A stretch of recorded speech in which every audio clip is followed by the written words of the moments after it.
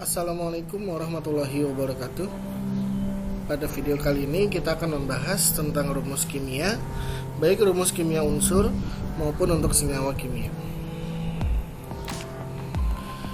Rumus kimia dari suatu zat menyatakan jenis dan jumlah atom relatif penyusun suatu zat, baik unsur maupun senyawa.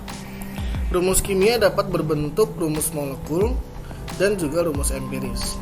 Rumus molekul merupakan rumus yang menyatakan jumlah atom-atom dari unsur yang menyusun suatu molekul zat dan menyatakan susunan yang sebenarnya.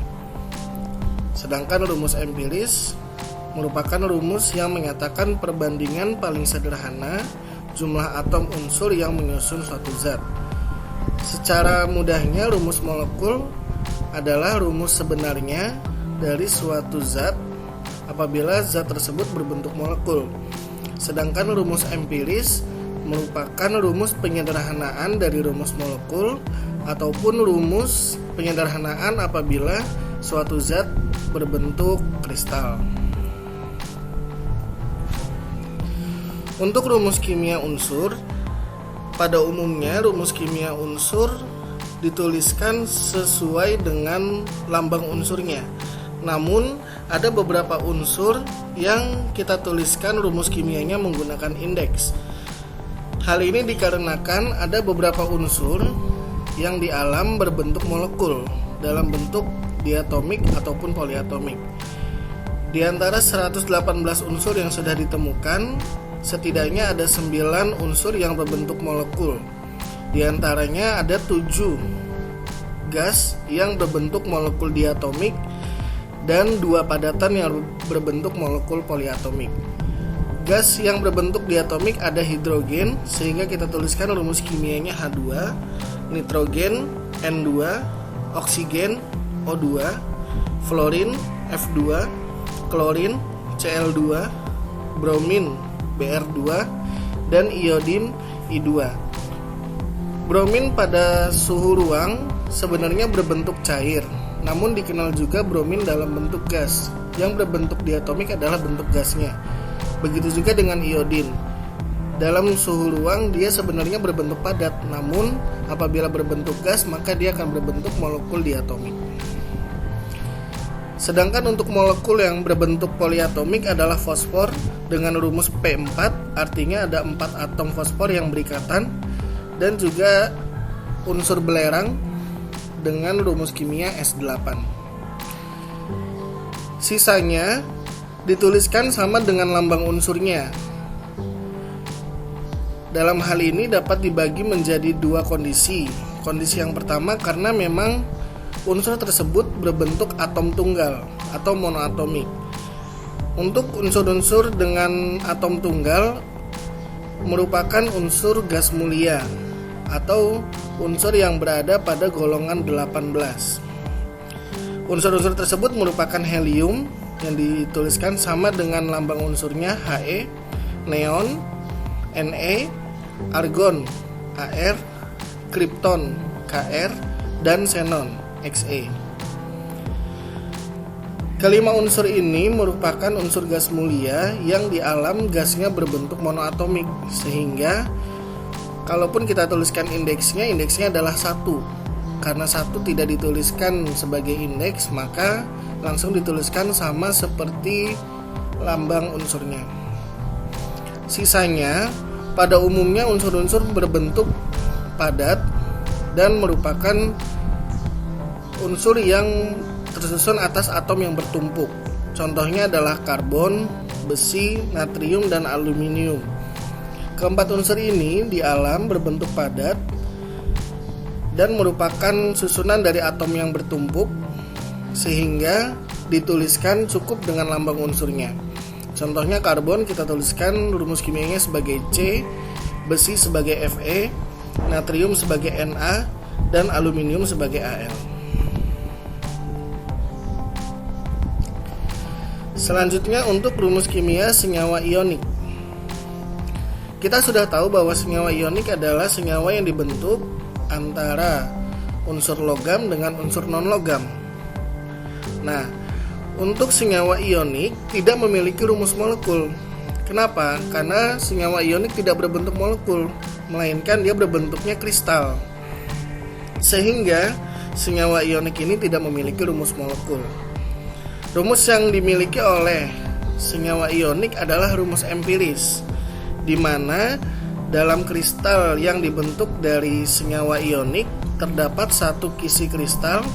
Contohnya dalam hal ini adalah garam dapur. Garam dapur tersusun atas atom natrium dan atom klorin dengan perbandingan 1:1, sehingga rumus kimianya kita tuliskan sebagai NaCl dengan perbandingan 1:1. Apabila di contoh lain nanti ditemukan dengan perbandingan 2:1 atau 1:2, maka kita tuliskan sesuai dengan perbandingannya. Contoh untuk kalsium fluorida. Untuk kalsium fluorida, perbandingannya adalah 1 atom kalsium dengan 2 atom fluorin, sehingga kita tuliskan rumus kimianya adalah CaF2. Contoh lain adalah kalium oksida. Kalium oksida dibentuk dari 2 atom kalium dan 1 atom oksigen, sehingga kita tuliskan rumus kimianya adalah K2O. Itu untuk rumus kimia senyawa ionik. Selanjutnya untuk rumus kimia senyawa kovalen. Karena beberapa senyawa kovalen berbentuk molekul, maka senyawa kovalen memiliki rumus molekul dan juga rumus empiris. Contohnya adalah air, di mana air dibentuk dari 2 atom hidrogen dan 1 atom oksigen, sehingga rumus molekulnya adalah H2O. Karena perbandingan H2O ini tidak dapat disederhanakan lagi, 2 atom hidrogen dan 1 atom oksigen, maka rumus empiris untuk air pun sama seperti rumus molekulnya, yaitu H2O. Selanjutnya untuk gas asetilen.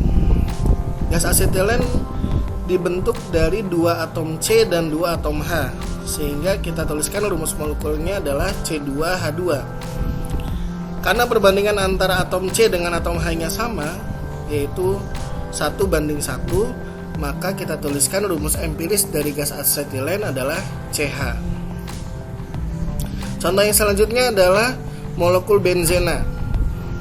Molekul benzena dibentuk dari 6 atom C dan 6 atom H, sehingga kita tuliskan rumus molekulnya adalah C6H6. Karena pada molekul benzena antara atom C dengan H-nya perbandingannya 1:1, maka untuk rumus empirisnya kita tuliskan CH. Nah, dalam hal ini antara asetilen dengan benzena memiliki rumus empiris yang sama, yaitu CH, sedangkan rumus molekulnya berbeda. Asetilen rumus molekulnya C2H2, sedangkan benzena rumus molekulnya C6H6. Hal ini menyebabkan rumus empiris untuk senyawa kovalen tidak dapat menggambarkan strukturnya secara jelas. Untuk kita mengetahui strukturnya secara jelas, maka kita harus menggunakan rumus molekul. Contoh yang selanjutnya adalah cuka. Cuka terbentuk antara 2 atom C, 4 atom H, dan 2 atom O dengan susunan CH3, CO, OH, sehingga rumus molekulnya kita tuliskan CH3COOH. Karena tadi saya bilang perbandingan antara atom C-nya 2, H-nya 4, dan O-nya 2, ini bisa disederhanakan menjadi 1:2:1, sehingga untuk cuka rumus empirisnya adalah CH2O. Contoh yang terakhir adalah glukosa yang dibentuk dari 6 atom C, 12 atom H, dan 6 atom O, sehingga rumus kimianya kita tuliskan sebagai C6H12O6. Dengan perbandingan 6:12:6 dapat kita sederhanakan menjadi 1:2:1, sehingga kita tuliskan rumus empiris untuk glukosa CH2O. Dalam hal ini antara cuka dengan glukosa sama-sama memiliki rumus empiris CH2O, namun memiliki rumus molekul yang berbeda. Demikian untuk video kali ini. Sampai jumpa pada video selanjutnya. Assalamualaikum warahmatullahi wabarakatuh.